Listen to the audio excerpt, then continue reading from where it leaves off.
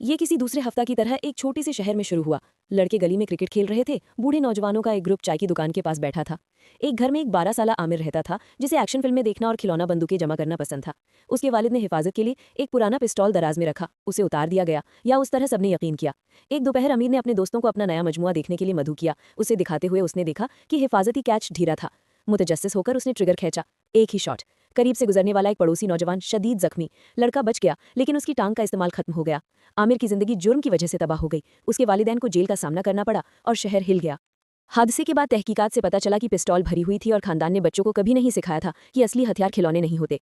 कस्बे में तवील मीटिंगें हुई। चाय की दुकान के मालिक ने ढीले कारतूस बेचना बंद कर दिया। स्कूलों ने मुख्तसर सेफ्टी बातचीत का इजाफा किया। आमिर के वालिद ने अस्पताल जाकर वालिदैन को मशवरा देना शुरू कर दिया। महल्ले ने एतमाद की मरम्मत की, लेकिन लागत, जिस्मानी, जज्बाती, कानूनी, सालों तक जारी रही। ये कोई अलग थलग कहानी नहीं है। बहुत सी जगहों पर तजस्सुस का एक लम्हा या नाक़िस ज़ख़ीरा कई जिंदगियों को हमेशा के लिए बदलने के लिए काफ़ी है।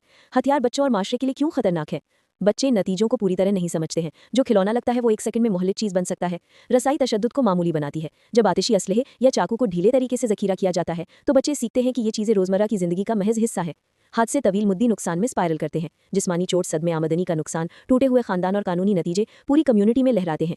खौफ और बदएतमादी बढ़ रही है। पड़ोसी महसूस करना छोड़ देते हैं। कम्युनिटी की सरगर्मियों में कमी, सामाजिक हम आहंगी का ये नुकसान दूसरे सामाजिक मसलों को मजीद गंभीर बना देता है। कम्युनिटीज़ के लिए असबाक और अमली इक़दामात। महफूज स्टोरेज के कानून और आदतें। तमाम आतिशी असलहे को उतार कर रखें, महफूज सेफ में बंद करें और गोला बारूद को अलग से ज़ख़ीरा करें। ट्रिगर या केबल लॉक को बतौर एक इस्तेमाल करें। हर घर को सिखाएं कि चाबियां और कोड कभी भी बच्चों के लिए काबिल रसाई नहीं होना चाहिए। वालिदैन और बच्चों के लिए तालीम। सादा उम्र के हिसाब से मुनासिब हिफाजती असबाक। कभी भी हथियार को हाथ न लगाएं, किसी बड़े को बताएं और दूर हट जाएं। स्कूल और मजहबी मरकज़ में मुख्तसर बार हिफाजती पैगाम शामिल होने चाहिए। और अगर किसी बच्चे को कोई हथियार मिल जाए तो क्या करना चाहिए? कम्युनिटी एक्शन और एहतसाब। पड़ोस के बाइडैक प्रोग्राम